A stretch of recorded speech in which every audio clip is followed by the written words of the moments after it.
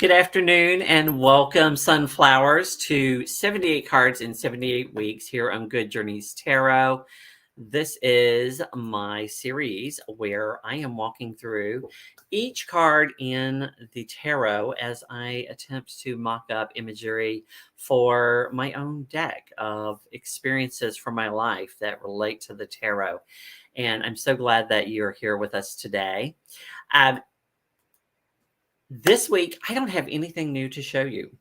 I did work on a lot of cards this week, especially yesterday, fine-tuning them, getting them ready for printing. It's just getting so exciting as we get down to the last 11 cards after today. And I'm ready to have the deck in my hand to play with at least. So working hard on that. There will be some new decks to show you next week, although they're just new to me. They're actually almost out of stock over on the website for today's guest. And she really probably needs no introduction, but she is just an amazing creator and phenomenal reader. I love watching her videos she releases for Patreon, reading from multiple tools and doing these elaborate spreads that are just amazing. She is very, very articulate and just has a way with words that I don't. She is quite the wordsmith as well as artist. And that is my new friend, Jamie Sawyer, who I met at Northwest Tarot Symposium. Welcome, Jamie. Hi, Rosemary. Thank you for having me. Yes, it's great to see you. Yeah, last time I saw you, we were dancing. We were dancing. Oh, it was so much fun. Yes, it was. I've got so much cooked up already for Tide that I'm like, I just wish it was May already. I've already booked my flight. I've already booked my hotel room. It's wonderful. Yes, for those of you who don't know, Tide is the International Divination event, which is held in Dallas, Texas, and Jamie is the featured artist this year. It is in May. Her website, as well as how to reach me, are highlighted in the chat as well as in the description box below. So do check that out, especially if you're looking to get a copy of the Sawyer's Path Deluxe Edition. You want to do that soon. Left. I know where the seventh one went. Yep. Shipping to you tomorrow. We are going to be talking about this lovely lady today, the Queen of Cups. I have been drawing the cards at random from my first working deck, which was the it's this one, RWS, the original weight tarot. And yeah, this is card 12 of the 12 that are left. And we'll draw the 11th one today for our next guest, who I also met at Northwest Tarot Symposium. Yay, I can't wait. Let's just say hello to a few people in the chat real quick. Jonathan Daly is here with us from Hawaii. He is Hi, Jonathan. been on my channel doing one of the cards with me, as well as Jennifer Ball, who I also met at Northwest Tarot Symposium. Yes. Came on and helped me with one of the cards. And Gail Sawyer is here. Welcome, everyone. So glad to have you. Please do enter your comments. I may just share them because your thoughts are as valid as mine about this card. So do you have very many cards out? Oh, I have a few. I have like okay. 6, I think I picked. Oh, okay. All right. Well, we'll kind of go back and forth. I usually end up with anywhere from 10 to 15, depending on the card and how different they are in my collection and the ideas and whatnot. And I usually start with some that are more Smith-Waite inspired. Like here we have the Robin Wood versus the shell being on the throne. The shell is the throne, which is really lovely. And this is the Rod or Wait. Which was a Kickstarter deck that I did. I love that this one is not necessarily a woman. It is possibly a trans person or a non-binary person. And so, I just thought that was lovely. And this card, I just love this card. This is one of my favorite cards. And mainly because I know the person in it. And when I saw your deck, the Pocket of Fears, I thought to myself, oh my gosh, this is very similar to what I am trying to do with my Mhm. deck and capturing things from my life. Mhm. You captured a lot of people that you know and that have inspired you. And honestly, she was the first person I ever paid for a tarot reading. Really? Yes, yes. I rarely do that, but I said, you know what? She's so fun. I just have to give it a Oh, try. Arwen's a trip. Yeah, and She's a lot of fun. I'm excited to finally meet her at StarCon in 2 weeks. Oh, yay. Yeah. So I love that you use the conch there instead of a cup Well, she sent necessarily. me, yeah, she sent me a bunch of posed photos. So that was actually her conch and her, so I just put her like in the back, I placed her in the imagery and kind of did the table with it, but she was actually holding the conch shell. That's wonderful. Yeah, and I like the teapot and cup Mhm, there. I played with the teacup in my card, but I didn't end up using it. And we'll mhm, talk about that later. Um, but when I see this, it reminds me of a poem I wrote in college called mhm, "The Empty Shell," and it actually is about a conch and about a relationships. And it kind of feels very much mhm. like this card to me when I look at it. And so it was a very personal kind of connection there for me that I really loved about I that. love the idea of a conch shell because, when I was little, I used to live in Florida, God, many moons ago. And the person that we lived with at that time, she, it's Florida, you have shells around the house, and she had the conch shell, and I would always hold it up to my ear because you could hear the ocean, and like it was like, oh, I'm making a phone call to who knows. Absolutely. And then I have this card. This is the Tarot of the Twirling Hands. The one thing I love about this, and I've been meaning to email her and find out where she came up with her titles, because they're not the Golden Dawn titles, but I'm Mm, wondering if she came up with them or they're from some other source. But she calls it the Nurturing Mother of Intuition. mm, And there's our queen holding her chalice, and there's fish and whatnot, which we've come to expect. And this draw reminds me of what Waite said about the card. I mean, his very mhm, first line was beautiful, fair, dreamy, as one who sees visions in a cup. mm, So immediately you get that idea of the tea leaf reader, the mhm. psychic, and which a lot of people associate with this card. Well, speaking of which, another deck I have got to add to my collection at some point, the Out of Hand The Tarot. tea leaf, I wanted it to feel like, that exactly that, the tea leaf reader, the looking at symbols that maybe you need help interpreting, but in it was like to take the symbols that people are so used to, how do you make it into it? So instead of this being on the outside of the cup, we've got the angels, from like this part, you have Mhm. those angels there, and then you have the symbols that are on the cup are inside the cup, so, and then obviously the water and the stones and all that, but That is one of the things I really love about your decks is that you tend to include all of the symbols from the Smith Waite, but you do it in a way that when you first see the card, it's like, wow, this is unique and different, and it's has a voice of its own. But then you look closer, and it's like, oh wait, there's this and this and this well, from the. I do that from a selfish standpoint because I have a really hard time connecting with decks that are completely too minimalistic or too out there. Like I'm somebody, as you said before, I'm very literal, or like I study so much that I need something at least to kind of be almost like that life vest. I need something that's like, and this is why this is the Queen of Cups. It's because even if it's just one of the symbols that I'm used to, I need that in there. Yeah, absolutely. Here is another deck that you might be familiar with. And I didn't even notice it till today. I was staring at the card and I'm like, oh, wait, there are little mermaids in the other nesting dolls. This is the Mhm. Nested Tarot. For those of you who have not seen it, I can't imagine that you've missed it. Also by Jamie. It's just beautiful. And in fact, a lot of people nowadays will actually just go ahead and make the mermaid the queen. Yeah. Is that the Sawyer's Path? Yeah, that was my first Queen of Cups I ever drew, and Yeah. that one actually was the first one I ever got to tattoo as well. Like somebody actually has this that I got to do. Wow. And for me, I'm like, well, the Queen of Cups would just be a mermaid, right? Like if the king is Triton, that was kind of who I made it. I was like, then the queen is the mermaid.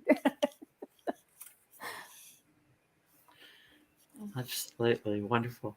Mm. Yeah, Jonathan, I'm sorry. None of my moderators are here today, but I'll have to hop on my phone and add you. Let's see. One moment. So what did you share? Do you have a couple of other cards there that maybe you want to share while I'm doing this?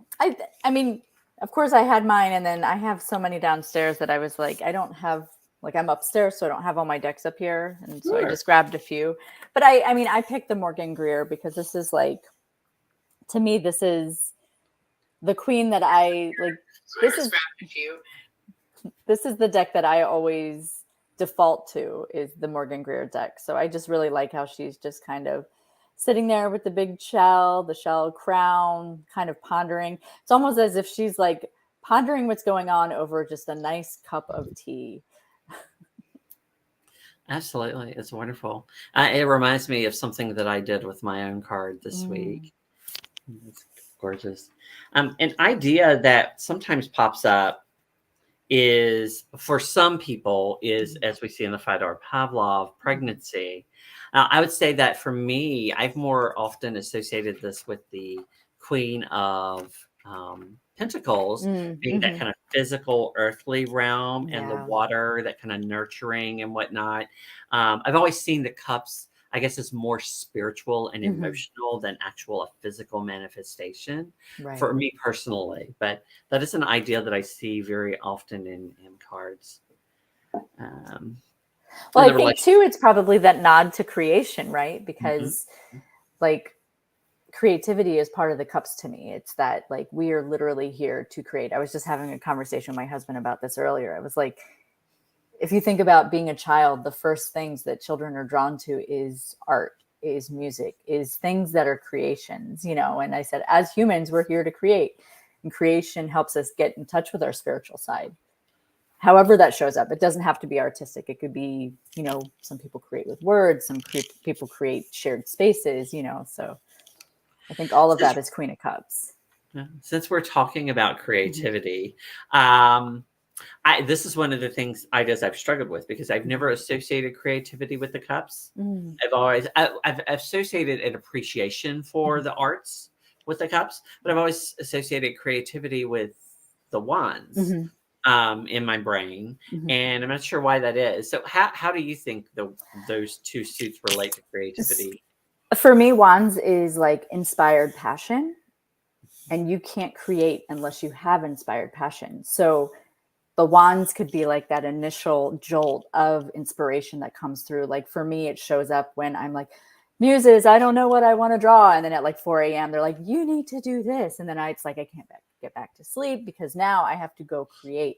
And when I'm creating, I think of the Page of Cups is that the creative surprise. Okay, here is what it is. Now go make something out of it. Get playful. Get, you know, like get immersed in the finger painting, in the beautiful, colorful emotions that art brings. I think to me, it's an easy connect because to me, art is so emotional, right? Like I can, if you want to see me like stop dead in my tracks and just burst out in tears, have somebody sing in front of me, like just burst, like somebody who can sing. Like I remember when I was doing the Pocket of Peers chats on my Instagram, I was interviewing Ruth Washam, who is the King of Cups in Pocket of Peers.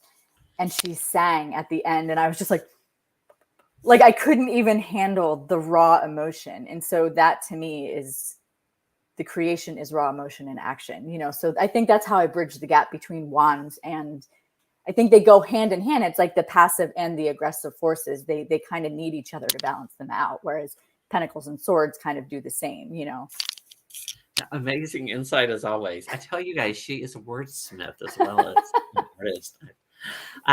So here in the lily white, we see our fish. The reason I love this is that it has that very serene feeling that I like to see in the card. That's something that's often associated with it is serenity, person who is in control of their emotions and balancing them. And so I love this. And this also is a little reminiscent of something in my own version of the card. I have 5 more cards here. And the first one is from the Numinous Tarot. Mm, They're called the vials creators. in that Yeah. deck. Yeah. And this is just, I love this image. It's so beautiful. But one of the things that I noticed in it that I hadn't seen in another card was that moon, that Mm, little nod to intuition mhm. there. That I think is just unique and interesting. Yeah. And Cedar is an amazing artist. yeah, yeah. But I do love that image. This is one that kind of surprises me because and that's the Santa Morte. I think what Mm, draws me to this is because she's offering you her heart with love in her eyes. mhm, And that's something that's often associated with her, right? Is being loving kindness, mhm. compassion, and all of those things that really, I think, comes out there. I think so too. And she also, can sit with you with matters of the heart. So maybe it's so heavy that she's going to help you carry yours, like help you see the love that your heart's giving if you're in a space that you're seeking them out. Like, I love the Santa Muerte deck. I have that and the Oracle one. Absolutely. Yeah. All right. So these last 3, they're really 2 decks, but there are 3 cards. Are ones that are a little different for me. And one is the Queen of Cups from the Urban Tarot, which they Mhm, call the therapist. In my mind, I've always seen the therapist as more of an intellectual, level headed person. So mhm, I've always associated that with more of a king energy mhm, than a queen energy. But I get where they're mhm, going with it because I feel like when I see this card that this is the person who's going to give you a shoulder to cry on, mhm. right? They're going to support you through it and that type of thing. Let's see. Oh, Tony Oh, from Antoinette's Intuitive Tarot and Jury has popped in to share with us. Let's see. I saw another comment I wanted to share. Here's what Jonathan had to say about the wands and the cups and mhm, creativity. Creativity pulls from all the elements. A spark of creativity from the wands leads to the emotion of creativity from the cups, leads to the depth of thoughts of creativity from the swords, which the brings act of creation from the the Pentacles. act of Yeah. creation from the Pentacles. Yeah, it didn't show up there. Mhm, All right, wonderful. The last one, and I say mhm, it's 2 cards, but it's 1 deck. They're both the Spirit Keepers Tarot, but mhm, I had to pull them both out because one of them has a personal story with it. And this is the current version of the mhm, Revelation, and it's just beautiful.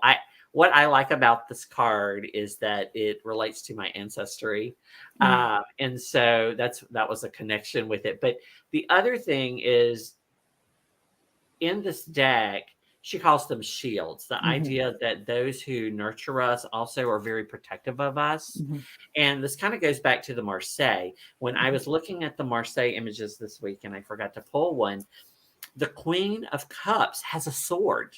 Mm, The Queen of Pentacles does not, the Queen of Wands yeah. does not, but she has a sword. That idea that because of our um, desire to support people that Mhm, we also will defend them and protect them, and I think that was carried throughout the queens or shields as they're mhm. called, Spirit Keepers Tarot, and I like that idea.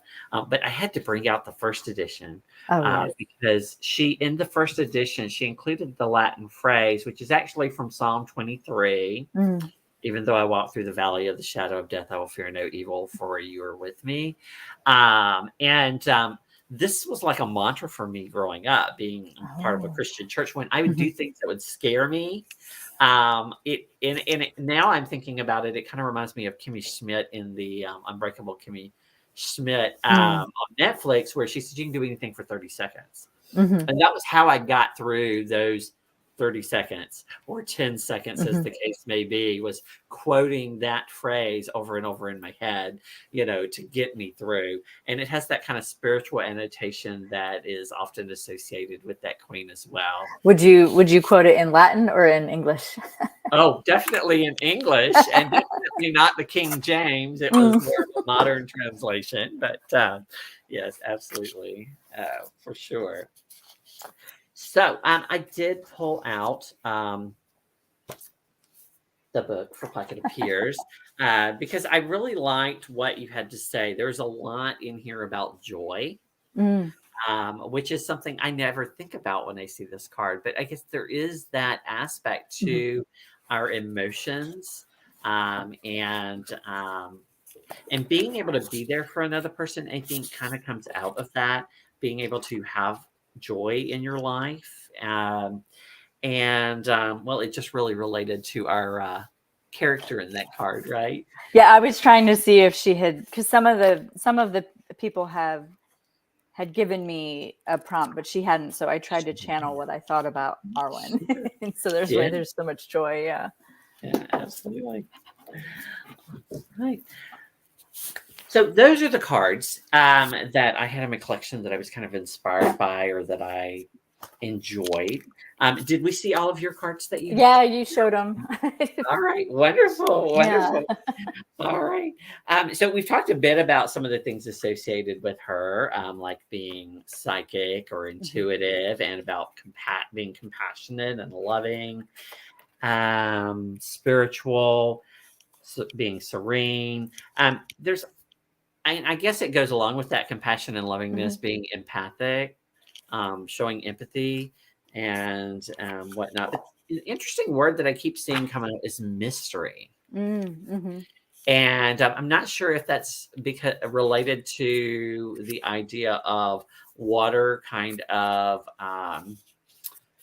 while it is you can see through it, it does kind of add this air of like what is truly beneath, right? It's Mhm. not crystal clear necessarily all the time. There's a little bit under the surface that we're not necessarily seeing. And I think I guess it has to do with her kind of introspectiveness, like Yeah. her sitting there and just listening to people and trying to support them. I get the idea of holding space all the time now when I Right. look at this card, and I've studied it this week. Um, I'm seeing what I have like in the nested. I did a bunch of just word maps right? for them. So I have like explore emotional depths. She's there to keep you afloat. Uh, when you freely think, um, intuitive, love, sentimental. There's a strong personality, empathetic, contemplative. I also, assign the Myers Briggs personalities, and it's an INFJ, which is hysterical because I'm an INFJ, but I don't feel like I'm a Queen of Cups at all. Wonderful. Yes, I've been wanting to look at the Myers Briggs, though Mhm. I don't know. I've taken it numerous times throughout Mhm. my life, and it's always different every time. Oh, mine's And, always INFJ. I'm like, and okay, I'm I get it. like, I'm an introvert.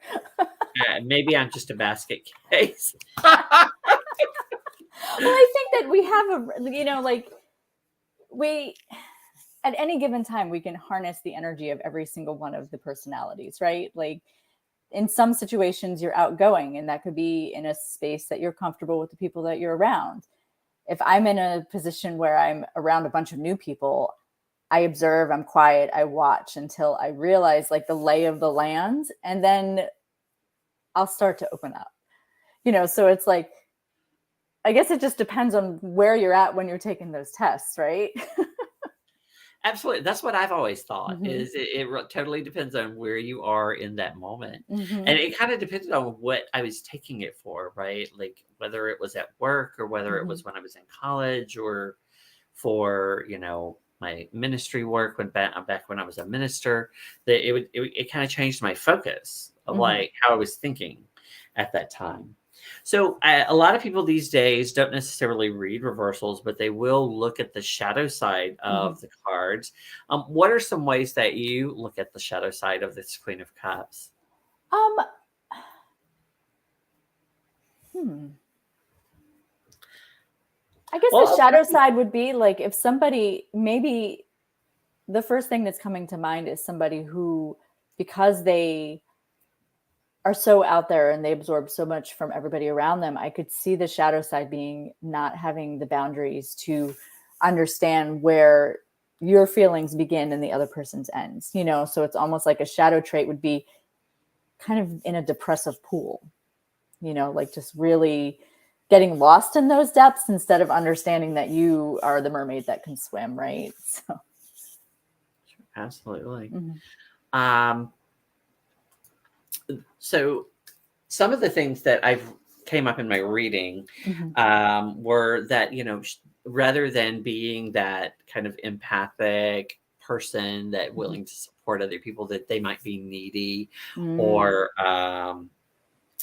dependent Mhm. over, or even taking that kind of protection that we talked about with the shields Mhm. to the extreme and being overprotective of Yeah. people and manipulative of them. You know, when people Mhm. come to you for advice, you know, it can be easy to like, you know, give them the information, tell them what you Right. want them to do versus what is Right. really right for them, you know, depending on the situation. And I think that's kind of like a shadow side of this.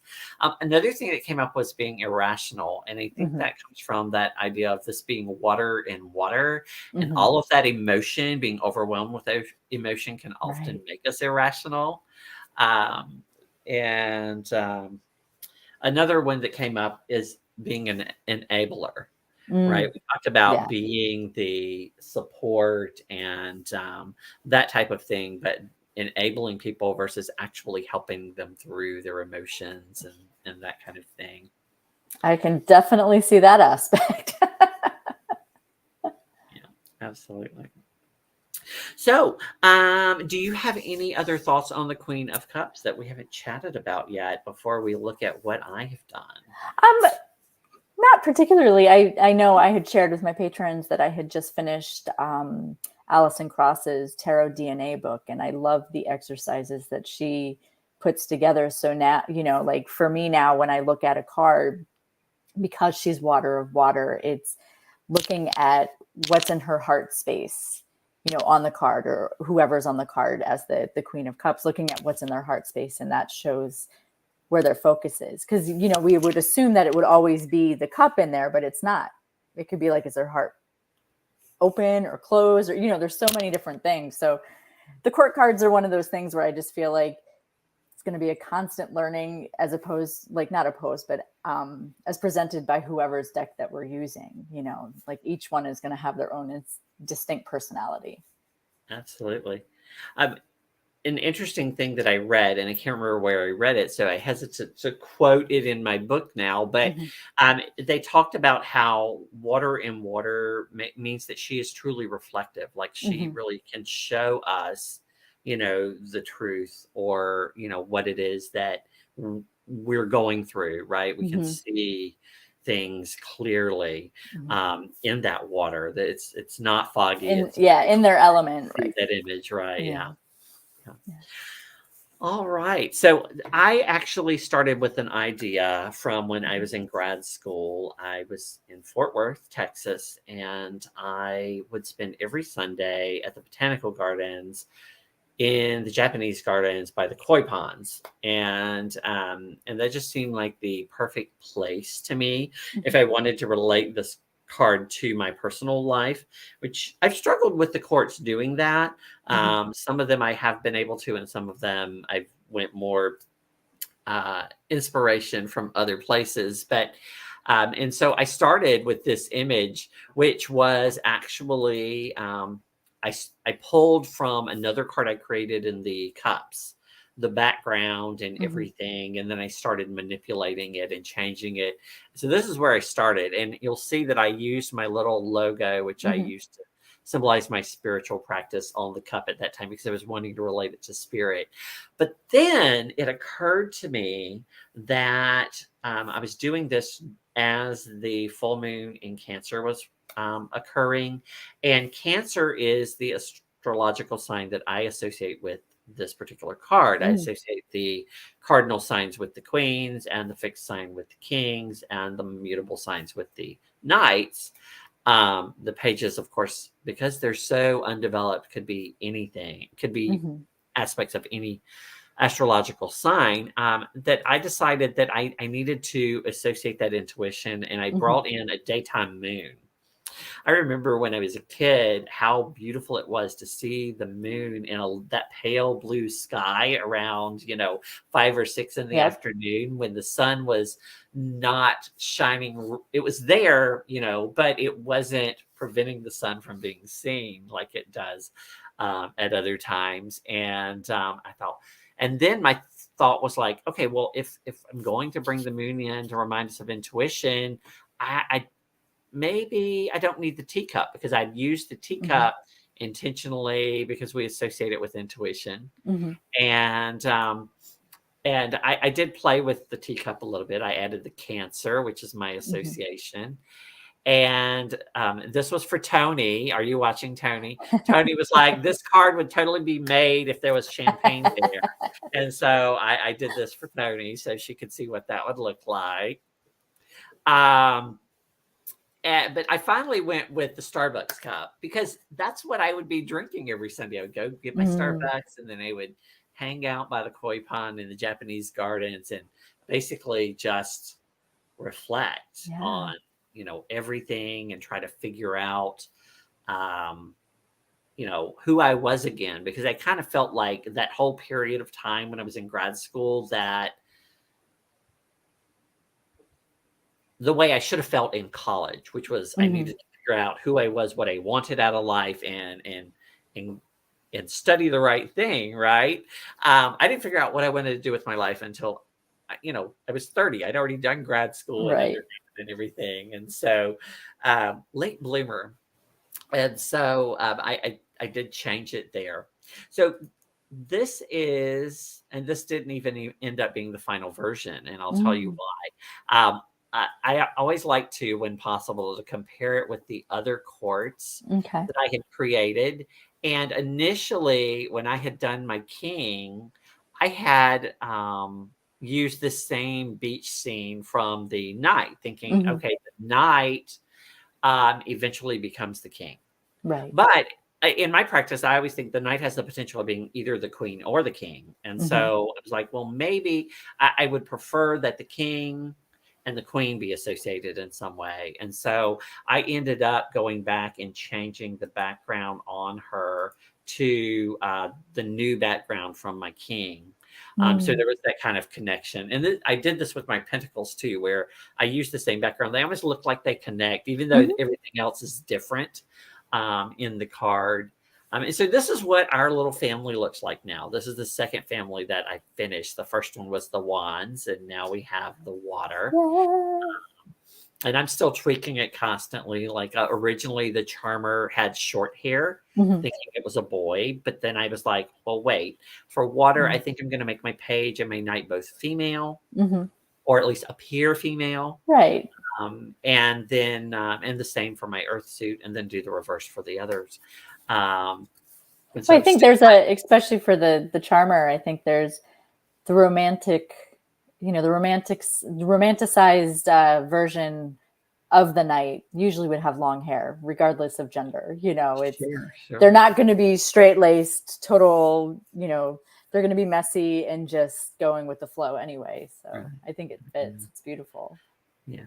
So I'm still playing with the images before I print them. Like Hmm. I've been wanting this whole time, and as I've progressed with this, I've gotten better and better about manipulating things. And I've always wanted the wings to not be part of the silhouette in Hmm. the Dreamer, but I haven't been able to find the wings that I like and to make Hmm. it work. So I'm still playing with that. And now I'm thinking I may remove the unicorn from the charmer Oh, I like and the move the unicorn. charmer over a little bit. I mean, I do like that. I like the Hmm. idea of there's fantasy in the cups, right? That imagination, I Hmm. think, is what is the creative aspect that I would associate with them, I guess, rather than the actual doing of the creation, so to speak. You could even make the silhouette present, but a little smaller. To kind of give you that distance between the water and the charmer and the table, like just kind of give it like a forced perspective. I got you. Yeah, I'm learning things as I go, and so this is what They're we. beautiful. They're really good. Like I said before we got on, you can read them. They're really Well, good. thank you. Yeah, I've had a lot of people say that. I really do hope at some point my ship will come in and I can hire an illustrator to do them the way that I have pictured them in my head all this time. But I think I'll definitely be able to work with the deck the way that it's evolving, and I'm looking forward to it. I have hit some snags though. I was telling people this week, I created some additional cards last week, and when I went to make playing cards to look at it, I realized I couldn't do the deck the way I wanted to with 80 cards, because with 80 cards, you can't put them in a 10. Like you would have to actually do the 10 separate, even though 80 cards will fit in a 10. I know because I have all of those 10s from them. So now I'm like, if I really want to offer an option where they can get a 10 to get for it to go in, then I need to stick to 78 cards. So we'll see. My plan is to do 2 different versions for people who want it. One where it's just standard smooth, the cheapest card stock, so they can have it if they want it. And then one like nice edition that'll be linen in a tin. So nice. Which is what I'm gonna get for myself, obviously. Right. Once it's done and everything. So the last thing that I like to do on the channel is offer my guests an opportunity to talk about what's coming up for them or things they're excited about, want to share with everyone from their own practices and creative endeavors. I'm kind of in a weird little hibernation period right now. Like I'm taking a social media hiatus, if I could say that. Which is, the first week was really hard. It was actually really, like, I feel like I'm missing out, but then I'm like, I'm not, so I've been really diving into Patreon more, and I know you're on my Patreon, and I am so grateful for that. And I share a lot, whether you are a paid subscriber or if it's free or just a follower. I'm grateful for that. I probably have something that I'm going to be sharing with y'all that is like this last week. For some reason, I've been on this weird deep dive between the houses of astrology and the deacons, and it's very heady. it's very Gemini brain. But as far as like what's coming up, I created a lot of decks last year, so I'm just kind of in a space of like not doing, which is really hard. I've been doing some casting boards. I have I created a chariot sticker for this year coming up, so I have to have Tim print that for us. And I'm just kind of going with the flow right now. Like I'm literally teetering on the fence. This is, I don't know. I'm gonna put a poll out on Patreon. I don't know if I'm gonna do the hex decks or not. Like I was all gung ho about doing the hex versions, but then I wonder if it's just a niche and if people are actually going to want it. And if that, I might just put them on make playing cards, because I don't know if I really want to deal with the production and the shipping and all the things, like that's where my brain's been at. So I'm just kind of. Absolutely. Yeah. Well, I really do appreciate you being here, especially given that it is a hiatus for you right now and everything. It was wonderful meeting you at Northwest Terrace Symposium. Another person that I met at Northwest Terrace Symposium was Jen Sankey, who will be here next week. And I'm very excited about having the Stardust Wanderer here. And we need to pull one of these 11 cards to work with this week. So if you give me a number between 1 and 11, we will pull the card for next week. Let's do 6. All right. 1, 2, 3, 4, 5, 6. And it is the Ace of Cups. That is the last ace I have to create. And it's interesting sometimes how these cards come up. Like, we were doing the Queen of Cups this week, and now we're going to do the Ace of Cups. So very much related there, being water suits. And I'm not sure how I'll go with this one. I had very specific ideas for my other aces, but I've not had any for this one. It'll come to you.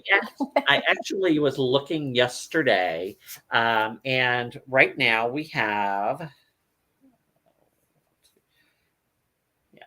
We have one major left, Ooh. which is the lovers, and then we have well, we had 3 cups left. We now Mhm. so this will be to make it 3.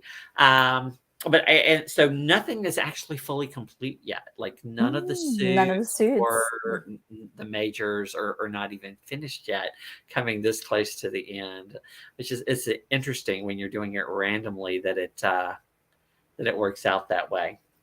So thank you everybody for watching today, Yeah, and thank thank you you. to our guest Jamie Sawyer. Until next time, everybody, good journeys. Bye.